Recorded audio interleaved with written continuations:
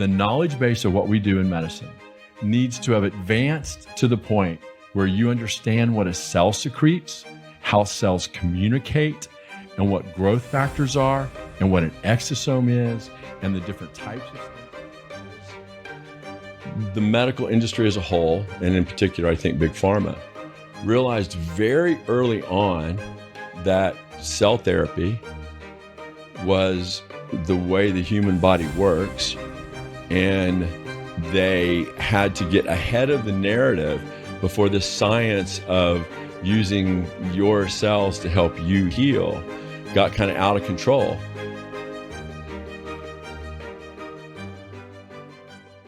Welcome to the Zero Downside podcast. I'm one of your hosts, Mike Mitchell, and here with me is Dr. Wade McKenna. He is our esteemed fellowship-trained orthopedic trauma surgeon, and with him comes several decades of experience in not only traditional orthopedic medicine, but osteopathic medicine, as well as regenerative medicine. And we're going to do something a little different today. We're going to start out with just a question. What if you could take all of that knowledge, experience, and data that you've accumulated over these decades and apply it in a new location? First of all the different things I know about, or that you kind of listed, as an osteopathic physician, so we know structure and function manipulation. As an orthopedic surgeon, obviously structure and function, locomotion, general health and wellness. But more on the regenerative side, the driver that makes all that possible. So in my mind, it's all one, right? Mm-hmm. So I will tell you that integrating all that into one took me 25 years. Yeah. Right. So I'm just now in my 28th year. Hold on a second. This episode just took a dark turn. Everyone take a really deep breath. And I finished my trauma fellowship. Yeah. And started private practice in 1996. So 28 years now of private practice, mm-hmm. orthopedic, surgery, sports, medicine, trauma surgery, community wellness, taking all the ER call and running a private practice. So after 28 years of being, and by the way, for most of that, I was by myself, and for most of that, I was the only orthopedic surgeon in the entire county. And the only orthopedic surgeon for 4 counties in North Texas, that as the only orthopedic surgeon for 4 counties, I may have had to take care of a bit. And so one hospital out of 5 had orthopedic coverage, and so those all sent everything to us. So I spent a lot of time just banging it out as trying to keep the boat from sinking as an orthopedic surgeon in a community where all the ER stuff come to us, all the, and I always laugh that if someone tears the rotator cuff throwing a bale of hay and she's a grandmother, is it a sports injury? Because she tore her rotator cuff and she was throwing something, right? So the definition of all that, it kind of cracks me up sometimes. But took care of that. Oh, by the way, all the local athletes, for my kids when they were little, was single dad with 2 daughters. It wasn't uncommon on a Friday night for us to hit 3 to 5 football games where we'd stroll in, park on the side, stroll in, say hi to the coaches, walk down the sideline a little bit, make sure that everyone knew, like, here's the number, and if here's the ER. I am in town tonight, because if I'm out of town, there's no reason to go to the ER. Fix a dislocated shoulder go or to two. Fort Worth, right? Yeah. So if it was anything, and by the way, if it was something that was emergent that didn't want to go to the ER or wanted to meet, so we would visit those. So that was about as community involved as you could get. And so at a point when you're young in your career, you're so busy that you don't really take time to kind of figure out what it is you want to do. You figure out what's just thrust upon you, right? So I did that. And then over the last decade, became fairly significantly disenfranchised with the community model of healthcare as it changed into more of a employee-physician model. When I was first recruited into practice after the fellowship, it was into a private practice where I got to be my own boss, and I got to set up my own patient protocols and take care of people in the way I saw fit. And the hardest part about that was being my own peer review, because you have to be hypercritical of everything, and you would think about one film 5 months down the road still. But in that model, I became so honed in on what I was doing, and my thought processes became to what they are. But when healthcare started to change and turned into more of an employee model, I figured out pretty quick that decisions about healthcare were not made by me anymore. They were going to be made by who makes the rules and who writes the big checks, which wasn't me. And so that was the beginning of the regenerative part, right? I always thought of myself as health-based orthopedic surgeon. Like, you got to be healthy to get over what we do, right? Mm-hmm. Someone's broken and their blood sugar's out of control and they have heart disease. They're not a very good candidate for orthopedic surgery. They're going to heal crummy. You can create a wound, but you can't make it heal. And so there's wound problems in regular orthopedics and all that. So very quickly I became focused on, how do I help people help me get better results for them? Mm-hmm. Then that starts getting kind of snarled at the gate because not a lot of codes associated with that. And the payer groups aren't interested in anything that doesn't have a code already. And it's not driven by big pharma. So, if you're not writing a lot of scripts, and I recognize that everything I write for someone has a downside, and I need to have a goal to get them off. If I put you on something, it doesn't need to be forever. It needs to be to, how do I get you better enough so you can stop taking that? So when that all started hanging up, that's when cellular medicine really came to the forefront for me. We'd always used bone marrow aspirate concentrate. Going back to the 90s with the designing of some of that system, and with my harvest catheter and obtaining a better way to get to that bone marrow cell, but mainly because it helped patients that had difficult to heal fractures heal, right? That's very well published, that with bone marrow aspirate concentrate, you can take fractures that are delayed union or non-unions, concentrate it and use it to help them heal. But it also made a huge difference in your wound infections. Man, now even these people with these farm injuries aren't getting infected. Then it makes a difference in healing in a diabetic. Like, wow, you're diabetic, you have no blood flow to your leg, and you still healed that up. So very quickly you start seeing these results with the use of bone marrow as a trauma surgeon, and figure out that maybe the bone marrow aspirate concentrate, or what Dr. Arnie Kaplan named in 1995 the bone marrow mesenchymal stem cell, that those mesenchymal stem cells, maybe there's something to that, right? And so then you go into the deep dive, which has dramatically changed over the last 10 years, about why. Like, why does the cell work? Well, it's about what it secretes. So then you figure out, okay, so now you start thinking in terms of, because not being a regulatory person, mm-hmm. you start thinking in terms of, wow, I could just use these. No. Not so fast, right? Because even with your patient's own bone marrow, there's a lot of rules.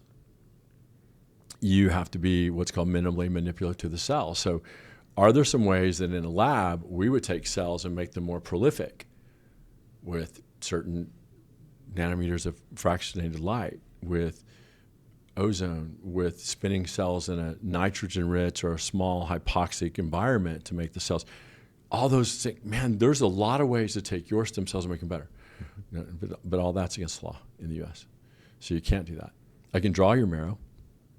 I can concentrate it down. And if you do it in the right type of centrifuge, you're not using some office-based cheap nothing, then you can get really valid, significant volume of growth factors and cells to make a huge difference for someone. And we have to be really careful about even how I'm describing bone marrow aspirate concentrate, which it is a stem cell. It's an autologous stem cell, and it's probably the only thing we're allowed to even refer to that way in the United States, right? But it's still better for me to call it bone marrow aspirate concentrate, because that's a much more compliant term. But all the different things, even if I had your bone marrow, that I could do to make it better. Not in the U.S. Why? Because it's dangerous to the cells? No. Does it make the cells die sooner? No. But it's unsafe, right? Like it could cause cancer or something? No. Right. So why is it against the law? Well, that's a really, really good question. Right? Now, to be fair, we've covered that topic, bone marrow specifically, and I would encourage anybody watching, not trying to plug our own show again, right? But in the first couple episodes, we covered thoroughly the topic of bone marrow aspirate concentrate. I don't think people understand how controversial it still is. It is. Because there's still a governor on it, right? Correct. Like how many people, and I shouldn't even say this out loud, how many people have a new car that you're on the highway, it's like here to Lubbock or something, right? Something where it's just painful, like you have to look at the street signs and know you're moving forward. Like if there's not fence, it feels like you're sitting still. And you hit the gas on the car and you want to go fast, and then you get to a point where the car shuts off until you slows back down. And so you have to figure out where the governor on the car is to where you, like, I didn't know that. Okay, first of all, I hope none of my kids know that because I hope they've never gone that fast to have the car shut off on you, right? And we also have DPS agents that work or listen to the show as well, so please. It's really empty area of the country where you're driving that's possible. We're just talking about a Netflix show. I'm just talking about like Netflix I've seen show. someone do there that, it is. Right? There it is. So the thought behind that is it's called a governor on a car. That's what it is. Right? And so it limits your speed. I didn't think we were supposed to put a governor on healing. It feels kind of like... Hold on, wait. Let's say that again. I kind of like...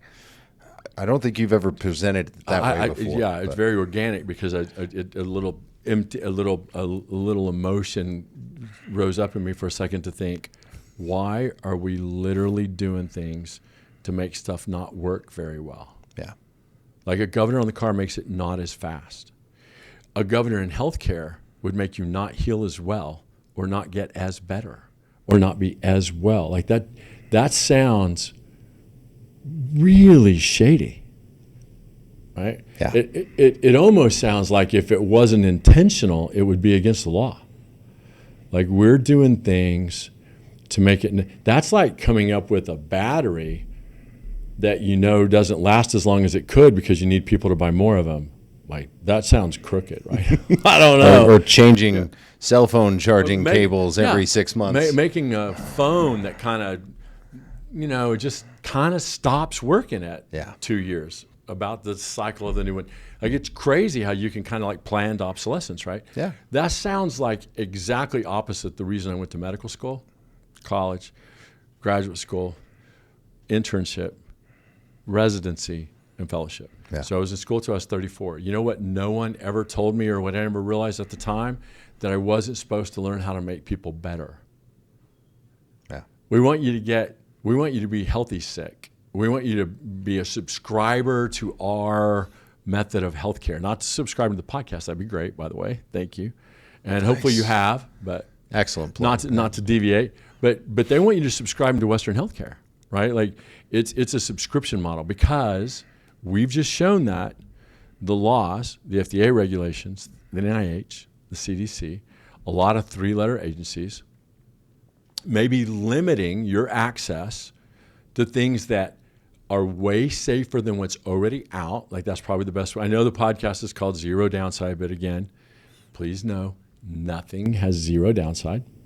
The downside as it approaches zero. The downside but we call it zero downside because it's really funny, and please go back and watch how that happened. But it's because I have some smart aleck employees, and apparently I say to a lot of patients, because I'm comparing things in my head. When I'm helping a patient make a decision, I'm trying to take things that have a really high complication rate and weigh it against, now sometimes you may be in that really high complication rate to get you better because the things get bigger and bigger, and so do the complications of what you do as you get farther along in the development of a program or of a problem, or the more chronic your problem is. So that being said, if I get you at certain points in your failure metabolically, or in your progression of your chronic illness, or after an injury, my goal is to create kind of a flow chart of what's the least invasive things we can do that still make it. Don't come up with anything that's not going to help. Yeah. Right. Leave all this stuff that's not going to help me at all off the flow chart. Right. Don't tell me, I can do this and you can do this and this. Is any of that going to help? No, I don't think so. Okay, well then let's go. Can we get past the stuff that probably is not going to help me, and get me to, okay, now what are the most minimally invasive things I can do that are still going to help my problem? That's where we want to start your flow chart.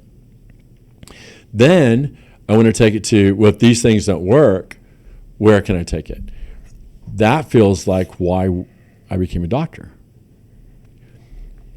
What doesn't feel like why I became a doctor is when you start using someone's own cells, spun down with the centrifuge, using some technology that you helped create, intimately involved in, and then taking that technology that could really be expanded upon and made better, right? Like I can make the cars faster, I can make them lighter, I can use less gas. We have that ability out there. Yeah. But the governor. But you're told no, right? Yeah. So there's a governor, and not the way Mike would say governor, but but literally a governor of preventing people from getting too well because the treatment was really minimally invasive, didn't have any real side effects, was way safer than everything else that they were already doing that didn't work. But I'm not allowed to take that and make it perform better, because then it might be more competition for the products that are incentivized by healthcare to provide for people. So the slowing down of speech, the very meticulous, thought-filled discussions, is because there is a cap on what you're allowed to do. So I'd like to take this because there's certainly a cap on how we're allowed to talk about it, right? The too long didn't quite listen to the full beginning of our episode is truly, you have collected over a lifetime of personal research and care the coolest tool belt you can find, right? You always talk about you spend a lifetime collecting and finding the coolest toys and then employing their use with patients.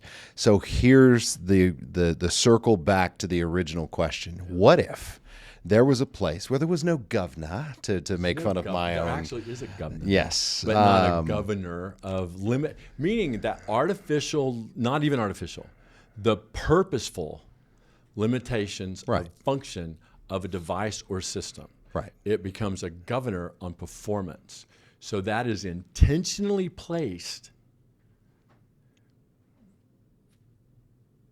And I think you can question the intent. Yeah. But because it was intentionally placed. There's an intentional, very deliberate governor placed against optimizing someone's performance and function to make them healthy. To make them dependent. Because they want.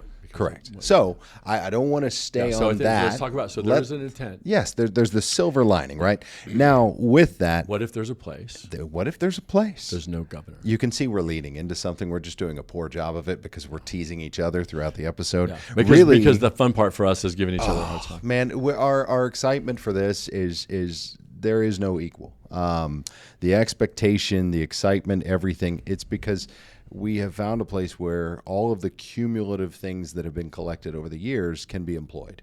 And it's done with the best people we could find and the best location we could find. I agree. And not only is it done with a group of people who I literally, over this last year, became thinking of as family, but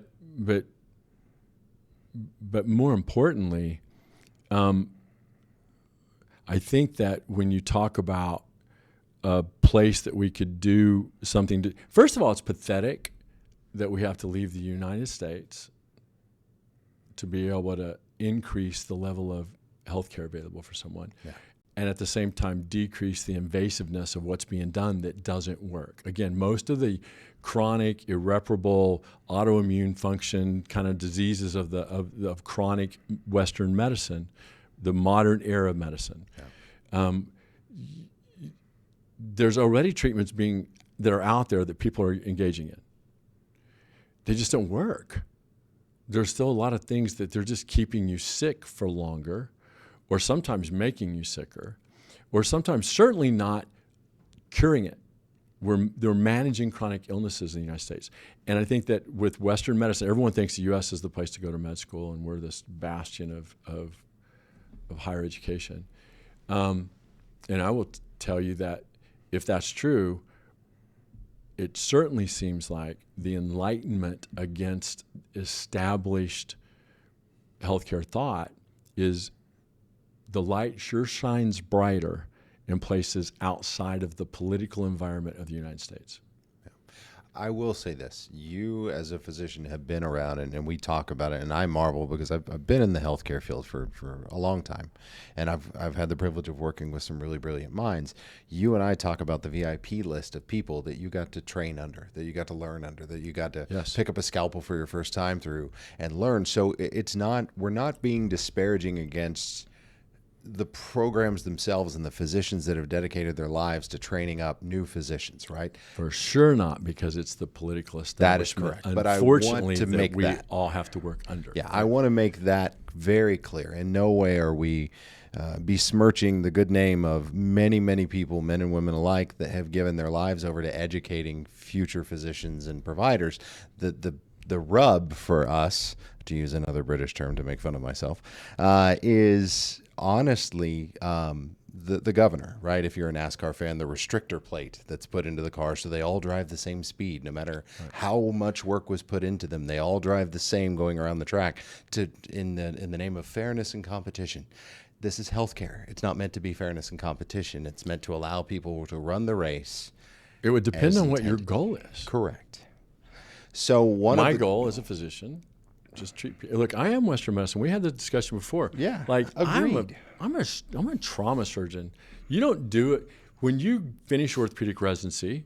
Most orthopedic surgeons go into practice. Yeah, you're board eligible orthopedic surgeon. Not a significant percentage of orthopedic surgeons decide, you know what, I could go out and be a general orthopedic surgeon, but I want to be more subspecialized, and there's these different specialties that you think, oh, I want to do more of that. Well, joint fellowship, we did a ton of joints as a general orthopedic resident. Oh, it's baptism under fire. Oh, we did a lot of work. So why would I want to go do a fellowship in something that's one incision around the nail? Like, there was a lot to me to think that I already had as much exposure to that as I needed to be proficient. Spine.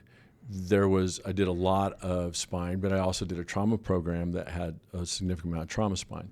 But I knew that I didn't want to just be a spine surgeon because back pain is so multifactorial, and we had not found kind of the key to even unraveling some of the pain in the lumbar spine that I understand now 28 years later that I didn't understand then. And so I didn't want to just see a day of nothing but back pain. Most back patients are miserable. A lot of them are so caught up into the system that they're broken until there's so much secondary gain built into everything. So I didn't want to spend a day doing that. So when you start looking at all the different fellowships, I don't want to spend although one of the more esteemed surgeons I work with, Dr. Sigvar Sanzine, who's Dr. Littler's first-hand fellow, I adore, right? Mm-hmm. And he tried to talk me into being a hand surgeon when I was with him because I'd already been accepted in the trauma fellowship, and he tried to tell me that trauma's a young man's game. You're gonna someday. He goes, look at me. He was older then than I am now, right? And he said, look at me. I'm still operating. I still love it because we get to sit down and I'm operating on this much of the human body. He goes, I love my life. Well, you close like a hand surgeon. You have that precision to it. That's why I went and did fellowship with him, right? Very cool. Because most hand surgeons are plastic surgeons, and even the orthopedic surgeon did a lot of plastics work. Mm-hmm. And so I really enjoyed that experience because I wanted to learn how to close that way. But he tried to talk me into doing a hand fellowship. That was not the adrenaline hit that I needed at that point in my training to keep me interested. That's fair. But trauma is the one thing that it didn't seem like the book was written for yet. There was so much disparity of care. And it was the one thing I saw as an orthopedic resident that does surgery under about 12 different guys. You saw the greatest difference. Like the guy that did the best joint in that group, there wasn't a lot of difference between the guy that did the decent joint, right? But now there were some surgeons that maybe not up to what I would have held as a standard, but most of them were great, and there wasn't a difference between great and excellent. Okay. But with trauma, with fracture care, with the management of the soft tissues, with the management of multi-system trauma, broke multiple extremities, there wasn't a lot of consensus. And so feeling like that might be the area that I could gain the most extra exposure, did a trauma fellowship after that, right? I always joke that trauma surgeons spend all of their time going through and practicing to learn to not be surprised by things, right? You don't want to walk in the room and go, ooh, like I've never seen that before. You never want that set of eyes. Right? But that's it feels like, as an outsider, right, as a non-clinician, that's half of your training is just conditioning your body and your mind to just not get shocked when you come into the room. The advantage to being a trauma surgeon for me, or to go through that level of training and that literally baptism by fire, was it teaches you how to think in stepwise fashion. One of the first things I do when we because we train a lot of residents as a fellow, and one of the first things I do is hold up a film of a bilateral open femur fracture. Because these kids were being the ones walking into the ER before I could get there because I'm still in the OR or whatever. So I put the film up and say, okay, start? You walk into the room. Well, if they started immediately talking about where the fracture was, what type of nail, do we go antegrade or retrograde? Maybe there's a plate. Is this the next fix? How open? But they didn't start with airway, breathing, and circulation, ABC, because we're trauma fellows now. We're not just an orthopedic surgeon. You're not going to just be cutting on something and making ugly X-ray look pretty. Oh, bone bent me make straight. Right? Like that's not the reason you're doing trauma training. Yeah. And so what you have to focus on is the patient. Mm-hmm. Right, we're going to get here. Just trust us. I'm getting to the point. But patient-centered care means you don't look at the X-ray and go, wow, those are two really bad open femurs. It's a good thing they're here. We're going to save their life. Let's do a retrograde nail here. We're going to wash this out. We're going to have to stage it. So let's put an X fix on. Let's do it. No, that patient's dead. They have no pulse and they're not breathing. So airway, assess the airway, look for breathing, circulation, stabilize the airway, get breathing, and get blood flow, right? So once you get past the ABCs, and you clear their belly, and you make sure they don't have ruptured hollow viscus, you make sure they're not going to be unstable, then young Padawan, we can focus on the bad film that is up that looks so bad, right? But first, let's save the patient. Yeah. And then, after we save them, let's fix their legs, right? Yeah. And that approach is not very Western medicine centered anymore. And so, for me, the question of what if, well, we certainly, the most pathetic thing about what's happening, because it's genuinely like what's getting ready to happen and what is like been worked on for the last year by a lot of really good, solid, salt of the earth, can't wait to introduce you to them kind of people, is we have developed a clinic delivery system for medical care that is not even legal to talk about in the U.S. Mm-hmm. Now, it's certainly completely banned by even people in my field of medicine that believe in bone marrow and PRP will tell you that there's no use of donor postnatal tissue graft that's legal in the U.S. or that has any real clinical benefit, which is the first part's not, but the second part is total fabrication, right? It's just you don't have any experience with it, and you're never going to have any experience with it in the U.S., so you don't maybe know, right? But there's plenty of, so then you hear the bone marrow guys, because I'm that guy, talk about, well, bone marrow aspirate concentrate, you can use it for this, this, and this, and it makes all these things better. But they're just now defending themselves against the naysayers that say, well, there's nothing in stem cells from bone marrow. Well, If you're going to heal from any surgery, it's that cell that healed you. So yeah, there is. So they're coming out and saying, well, there are 7,000 articles published on the use of bone marrow aspirate concentrate, and there's no contraindication, and it's never anyone that it made worse. I agree with all that. Mm-hmm. So why? You're halfway there. So now that you understand that biologics are how people heal, structure and function, physiology, anatomy, biology. Yeah. Once you understand how everything heals, then maybe you need to understand that those cells that secrete all those growth factors and exosomes and the secretome of the bone marrow cell, there are other cells that may do it better than my 61-year-old bone marrow could do it, that maybe I could use to augment the effect of stem cell therapy for someone. Because when someone says bone marrow aspirate concentrate works, they're talking about stem cell therapy. So that stem cell therapy or concentrated growth factors from that marrow, if that works and made you better, you're saying now you have proprietary rights on the only cell in the human body that can do that, and I should use my 61-year-old, say you're a 61-year-old with heart failure. Well, do you think your stem cells express that part of the gene for heart failure? Yeah, probably, right? Now, could you concentrate them enough to where you get a bunch of them that maybe still make a difference for someone? Maybe. Would it make a lot of sense to take cells that don't have heart failure, right? And I'm hoping you follow my thought process, not the specifics of that, because cells don't have heart failure. They don't have a heart. But if those cells are someone that's sick, then your cells aren't that great. Are there some other cells out there that are called a stem cell that are way less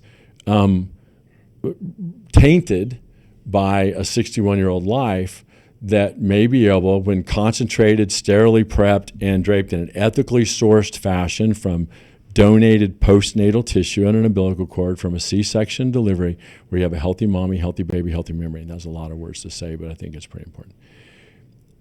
Yes, you would think that tissue graft, which is the umbilical cord, that tissue is uniquely capable of growing a baby and protecting mommy from the growth of that baby so that mommy doesn't die literally in nature, that would be a host-parasite relationship, right? There's not a lot of symbiosis between there. Baby may make the mom's life a little shorter in the beginning, or certainly make her feel like that. But now, traditionally, technically, that's not true. Right. The baby stem cell volume adds the mom. So for every live birth a woman has, I think it's 1.5 years it adds to her lifespan, and that's up to like 12. Crazy, because that's because of the stem cell contribution. Anyway, but technically, the umbilical cord protects mommy, baby grows, and then we just throw that away. It seems like that the cells of the umbilical cord, they're not maternal and they're not fetal. They're umbilical cord tissue. The umbilical cord, most of those stem cells, they communicate with what they secrete, but it's kind of like a Chinese finger trap. They kind of go to one side of the cord or the other. They function as a paracrine gland, an endocrine gland, an endocrine gland, like those secretions of those cells not only affect the cells around them, so that'd be like paracrine, but they also affect distant tissues, maternal and baby, right?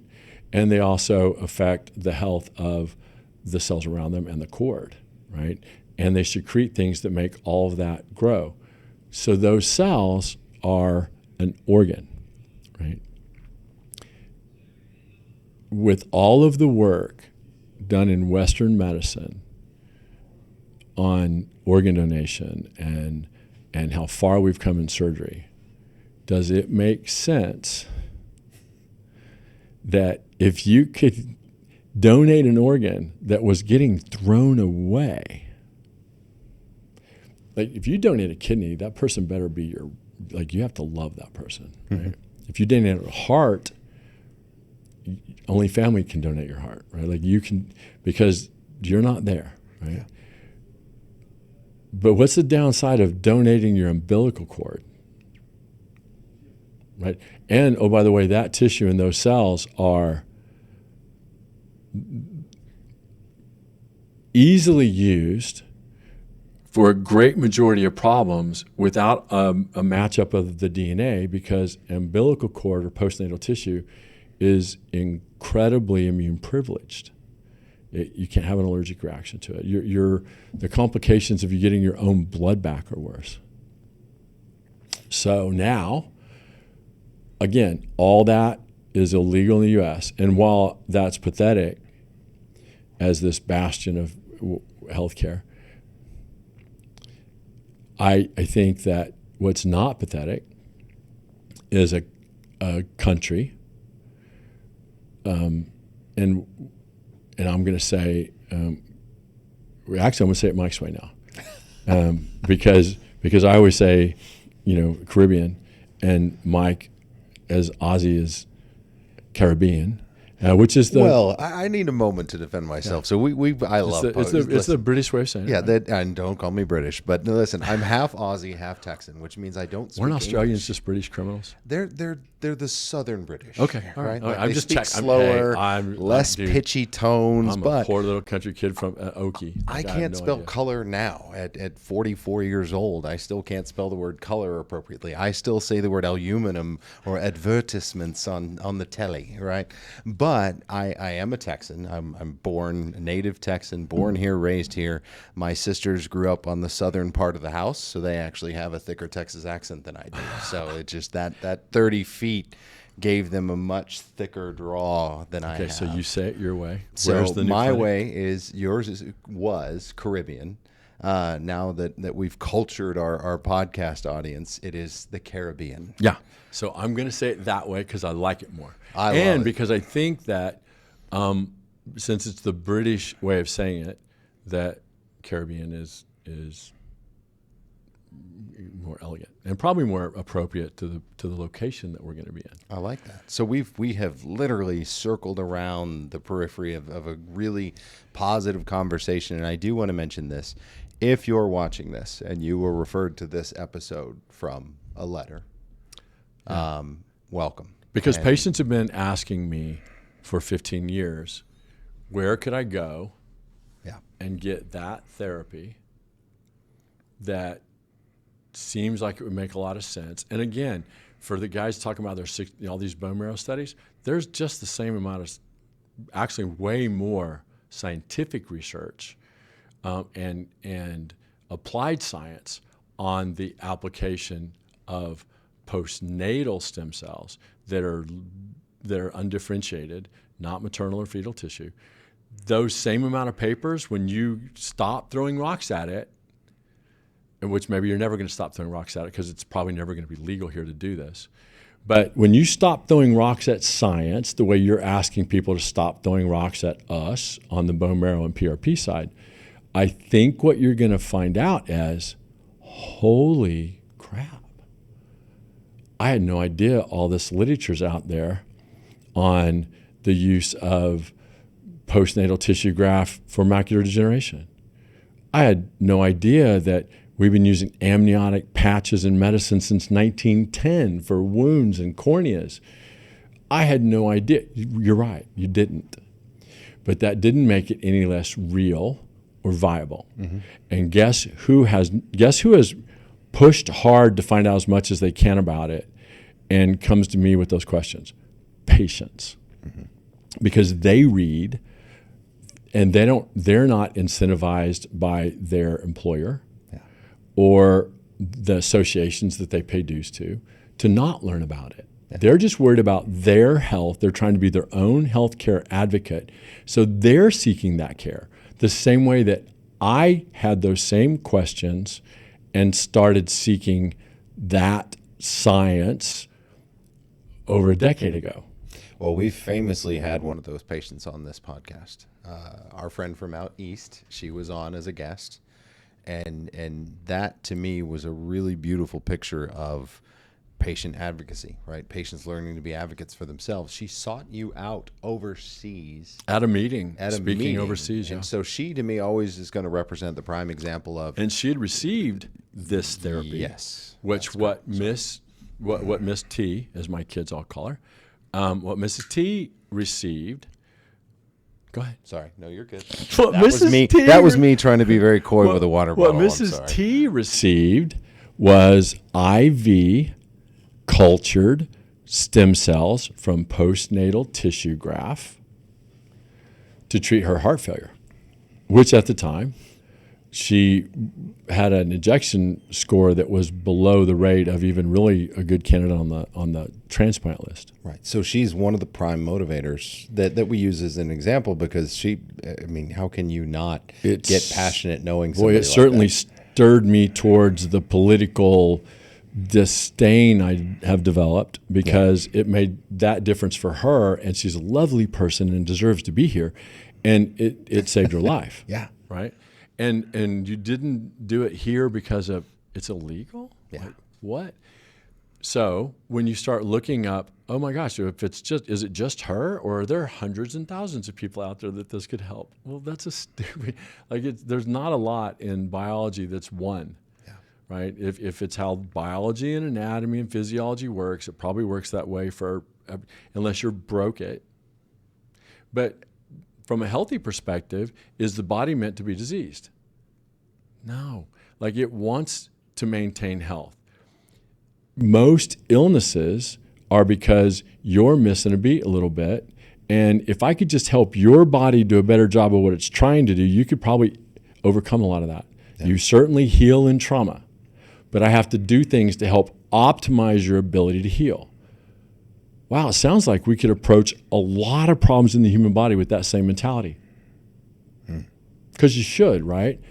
In trauma, we don't count it as a success unless I have you mobile and healthy after the injury and in less pain. That sounds like I helped you get healthy. I helped you get over it, right? And even my grandma, with no real formal education, know what getting over something was, right? So if I just help someone get over stuff, meaning what? I have to help your body do a better job of what it would like to do.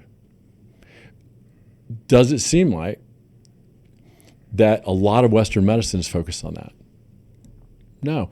We're going to say in every episode forever probably, there are still patients that come to our clinic that were told by their doctor not to take a vitamin because all it does is give you expensive urine. Yeah. My wife is currently in our clinic, by the way, as we film this, receiving IV nutritional therapy. IV Because with big high dose absorbate and D3 and zinc, can you modify chronic viral illnesses and make people get over them faster? Yeah, it's really, really well published. Yeah. Does Western medicine hate that? Yep. I actually have to have a doctor that's there right now to sign a piece of paper saying that we're not treating her cancer with IV absorbate. Yeah. Because that's against the law to do that. So you can't go just get high dose vitamin C for your cancer because it's against the law, not because it's going to hurt you. Not because it has been shown to be completely ineffective, but just because it's against the law, so you can't do it. But you can get high-dose vitamin C for your immune system to augment health and wellness and immune function, which is what Dr. Phillips has to sign a piece of paper saying that's why you're getting it when you come to us for that. So when Western medicine hates all that, are they going to hate what we're doing? No. This is going well. So let me ask you this. As with this podcast, the thing I love about this podcast, we don't have sponsors, right? We're sponsored by Moab, Texas. Yeah. Hi, Moab, Texas, hey. Right? But here's the thing. There's no one behind the scenes paying us to endorse a product where I'm going to hold up a can of something or talk about anything outside of what personal data we've shared, right? What research data that we share. So as with every episode, sometimes we take a different direction than we originally intended. We wanted to not just throw out a giant teaser, talk about cumulative experience and education and research and just patient advocacy. But my question is, I was trying to trying to that- give the background for why this has to happen. no, it's brilliant, right? But that's what I want. And I think it's a very difficult question to say, oh my gosh, why are you opening a clinic there it is in the Caribbean? right. Well, because of everything I just said, right? Because I think it's silly to put a governor on getting people better. Okay. I think it's silly to not be integrative in your thought process about helping you get over an illness. I think it's silly to throw away an organ in the trash that didn't hurt someone to donate when we advocate giving kidneys and part of your liver and heart transplants on your family. We advocate all that, but we can't donate an umbilical cord tissue because it obviously has no purpose. Okay. That is like, can a baby or a mommy survive during a pregnancy without an umbilical cord? No. Sounds like a pretty cool purpose to me, right? And oh, by the way, does baby stay those two cells that formed one? No. It grows into a person. That's the biggest miracle of all, right? And guess what? Stimulates and helps that happen.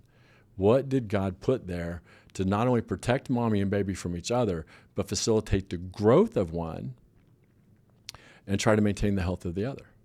What you referred to as a Chinese finger trap. Right? Because those cells are really important to help protect the health of one organism and help grow and facilitate the maturing of another. That sounds like a pretty special tissue at a very unique time in life that doesn't elicit an allergic reaction and can't cause chronic disease. Yeah. But we'll donate a kidney, right? Which, not that I'm against kidney donation. Like, please don't take this as I'm not a surgeon. But take it as, if you're gonna do that, make the argument to me like why the other is so bad. Yeah. So we've established pros and cons of location. Location. Yeah, right? but That's the I'm key. just trying to give people the science of why we had to do this. Agreed.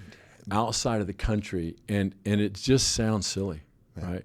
The more I try in my head, because I wanted this to be really organic content. I did not want to script anything. That's and perfect. read So we're talking about the why. why did we have to leave the U.S. and this whole episode really has been, I hadn't thought live and had to discuss it before, because everything kind of sounds silly on if you have a graft available and surgery is the point where we've acknowledged donated tissue can help people, and some of the least useful of this tissue has been used in medicine for over 100 years. Yeah.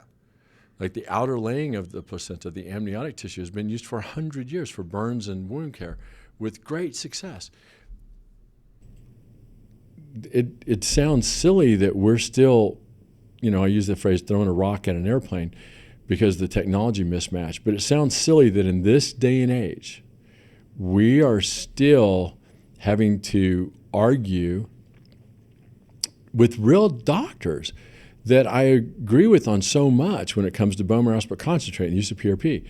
But those same physicians are like religiously almost violent against the use of postnatal tissue graft, umbilical cord stem cells, amniotic stem cells, umbilical tissue, the amniotic tissue, when it's been used in medicine for a really long time. But I guess as long as it's the prescribed uses of just treating a chronic wound or a corneal abrasion, we're fine with it. But if it's about changing the overall care of a patient, actually making people healthy enough to defend themselves, like we are not gonna, this clinic, and that's the other thing when people talk about, there are clinics in other countries in Central, South America, and the Caribbean,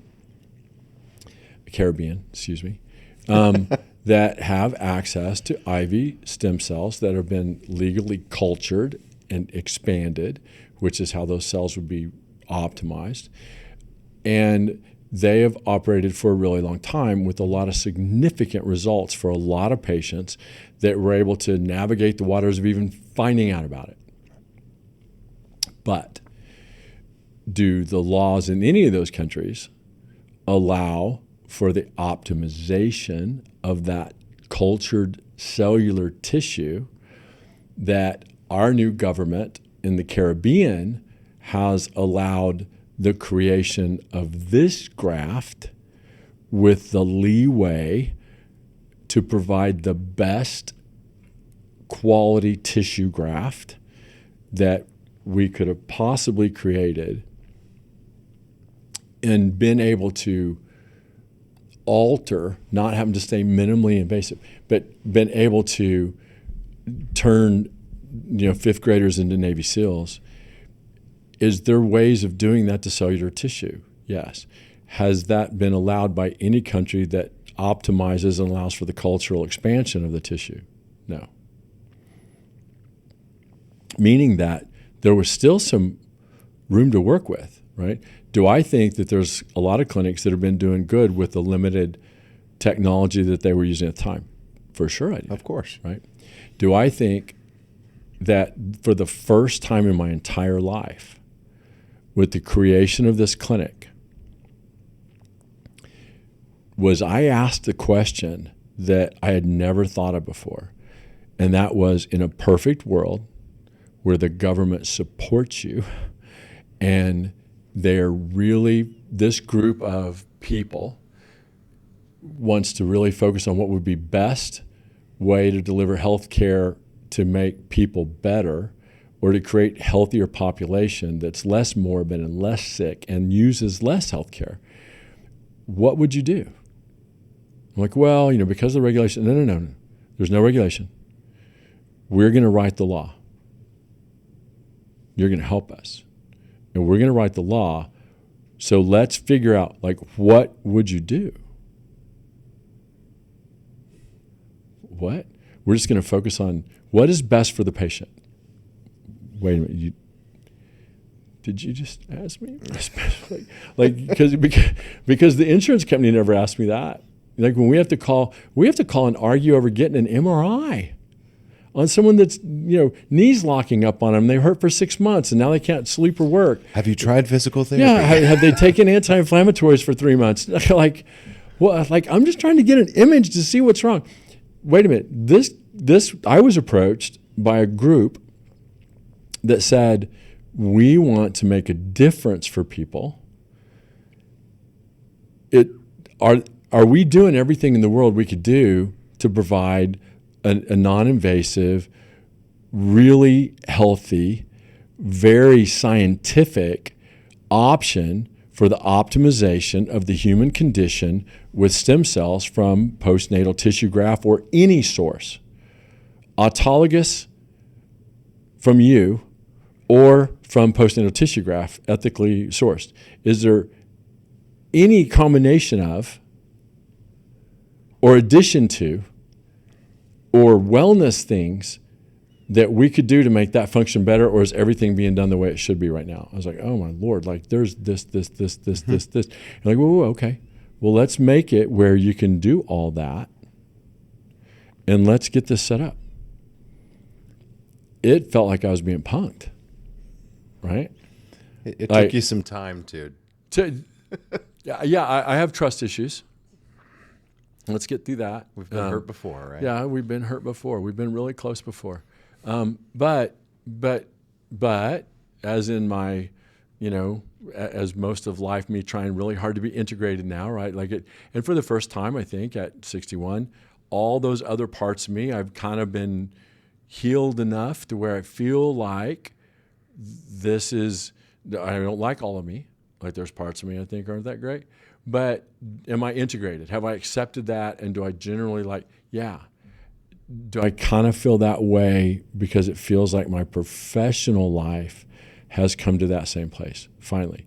I get to look at a patient in the way that everyone should look at their self. You need to be your own advocate if you're a patient. Mm-hmm. And the patients that have sought healthcare outside of, Google, Bing, and Yahoo, they go to DuckDuckGo or they go to Brave or they read from a lot of scientific journals. Go to PubMed, go to Google Scholar, mm-hmm. right? Look up what your problem is, with the word stem cell with it on Google Scholar or DuckDuckGo or PubMed. Look up postnatal amniotic tissue graft stem cells for this on PubMed, which is all the articles published in most of the peer-reviewed journals. Look up that. You're going to be shocked at what's been published and for how long it's been published. This is the bicycle guy not talking to the car guy, because the scientific world has known what's possible with these cells for a really long time. The clinical world, because of the regulations, didn't really have a reason to learn about it. And so from my perspective, now all we're doing is making clinical use of scientific fact, data, and pathology and physiology and biology to optimize people's overall wellness, because it is possible to augment your health with a donated stem cell. Now, we're not talking about the U.S., so don't ban us or come take away my medical license, because this is not legal in the U.S. Correct. Please make no reference to this episode to say Dr. McKenna said it was legal to get IV stem cells from umbilical cord culturally expanded and optimized tissue in the U.S. It's not. Man, I just took a nice Now the exhale. Now the reason is, I like, there's not a good reason. Like, I can't tell you. Like, so censor me for that. Like, that I couldn't come up with the Western medicine narrative about how this could hurt you and it can cause cancer. No, it can't, right? Like, there's no instance of that in the literature at all. So that would mean that seems like they just don't want you to get better, right? They certainly are limiting the science. You know how you always hear the stories about how there's some electronics in other countries that you don't have access to, that because they're holding stuff back? That's all true, right? They let things that they already own kind of run out of usefulness before they innovate, because the innovations are already there. Trust me, everything you have now, there's a better version out that just isn't out yet. That way in the stem cell world too. And this is the better version that had been artificially suppressed of what's available here. And I just can't tell you the reason unless it was part of a business model.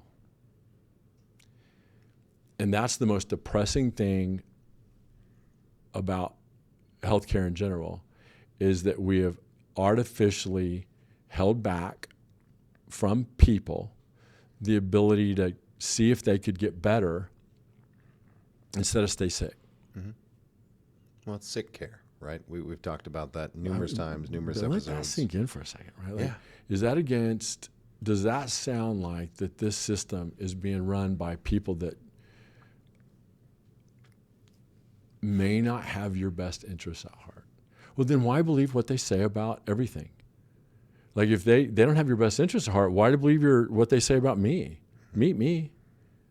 Why do you believe what they say about bone marrow stem cells? Like, they're wrong, and now there's a lot of medicine kind of that have just figured out it's stupid to continue to protest that these are the cells that if you concentrate and put them where they go, you can help people get better faster. Like, there's not a study published that didn't make a difference for someone, at least in the infection rate or rapidity to healing, or in healing it better and faster and the failure rate go away. Like, this is stupid discussion to be having that now. Mm-hmm. So if your doctor doesn't believe in using bone marrow stem cells at the time of your surgery, and now if he's honest and he says his answer is because they don't pay me to do it, it takes about an extra 15 minutes and the hospital won't let me, that's fine, because those are the only answers. Yeah. If he genuinely says, I just don't think it works, find another doctor, right? Because that's just not true. And the literature supports this opinion, not that opinion. So now let's go to the next step. Mm-hmm. You've left the door. You can walk on your own. Do you want to run? Right? Let's get you scienced up to know what is the next generation. We still have Western medicine fighting about the use of bone marrow or PRP. I'm out on that discussion. I'm not fighting with that anymore. If you don't understand, you don't understand. I'm sorry. Mm-hmm.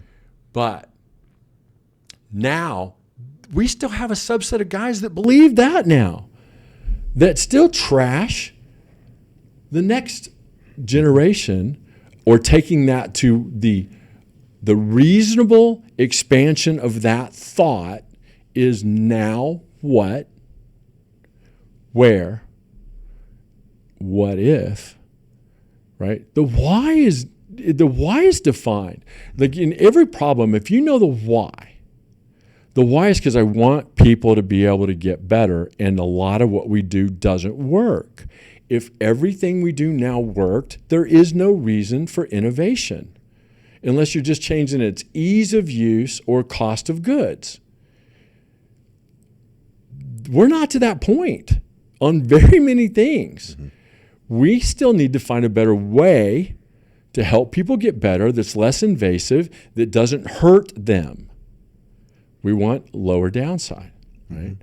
So I think that the argument against what we're talking about being able to do in this Caribbean country with a government that has been really supportive, and with a group of, I think we both would consider them near family, mm-hmm. as far as how gracious and genuine and non-politically motivated that our situation has turned into. And while I think it's pathetic, we can't do that for people here. I think that it is unbelievably humbling and reasons for celebration that we have an access where we can do it anywhere. Yeah. And that we have a group of scientists, clinicians, political people, business guys that are all coming together with the sole purpose of giving patients an opportunity to get better from things they don't feel like they're getting better from, and where no reasonable treatments have been applied to alter the course of a disease or your overall health. So I think I feel blessed, but really internally angry and conflicted of why it had to be where we're going, but really appreciative of the opportunity to even be able to talk about it, because we're going to be able to talk about it. Now that this isn't based on anything we're doing in the U.S., this podcast, I don't know how they're going to censor us from talking about what's legal in another country, that's legal in another country for us to talk about. Mm-hmm. I mean, final thought, like, did it take me forever to get to that point? Not at all. No. So the passion is seen and it's felt, and that's my favorite version of you, is where the gloves come off, and this is a very real conversation about something that you've had a passion about. If you were dry about it, if you got on camera just now, grabbed a mic and said, hey, they didn't let me do it here, but I can do it there, so come join us. Yeah. It sounds like a commercial. Then you're just some commercial lackey that found an avenue and decided to do it. The passion is what people are drawn to when they come to you as a patient, right? When they come to you with a dream of, hey, what if we could find a venue where this could be performed to a level that no one has seen to date, right? We're extremely passionate about other endeavors around the world and other people doing it. In no way are we trying to even compete. What we want is to promote the science, right? And so I think the passion that you're showing is promoting the science. And just like you said, it remains to be seen what the next chapter looks like, because we haven't been allowed to even open the book. Yeah. The book just got bigger, by the way. Yeah. Because the potential empty pages, they didn't limit the amount of pages in the book. Like what the governments, in even the countries where this IV graft is available, have still dramatically limited the optimization of the ability to do that, and even who could be done to. Like most of them are done in an RB, you can only treat the diagnosis. So now that even those clinics are treating diagnoses, not patients. Treat this cells, this volume, these peptides, these cytokines, myokines, growth factors function as it's endocrine, it's apocrine, it's paracrine. It's literally those cells' effect on all the other cells surrounding them, on them, autocrine cells, meaning they affect their own self with some of those secretions. There's not a lot of tissue in the body that can do that, but these cells certainly do, and that's been proven for a really, really long time. So it feels like that we're going to be able to just not focus on what some of the models of other clinics, where even when they have the coolest tissue and they're almost there, they still start focusing on the Western medicine magnifying glass version of it, which is focused on the illness. We're going to treat these illnesses. No, treat the patient and see what they're capable of getting better from. What if? Yeah, I mean, which is, again, it's the science of everything we do. You know, when we talk about peptides, when we talk about stem cells, when we talk about muscle activation, when we talk about stretches, anti-inflammatories, nutrition, hormone therapy, like that sounds like a lot of different options for people. Oh, well, like you probably need some of those to get healthy, right? And just, so do I want people, before they come see us in the Caribbean, for a revolutionary medical treatment that is legal and sanctioned and supported by local governing the bodies. Environment. Yes. Would I want you to be in your best shape before you come down there?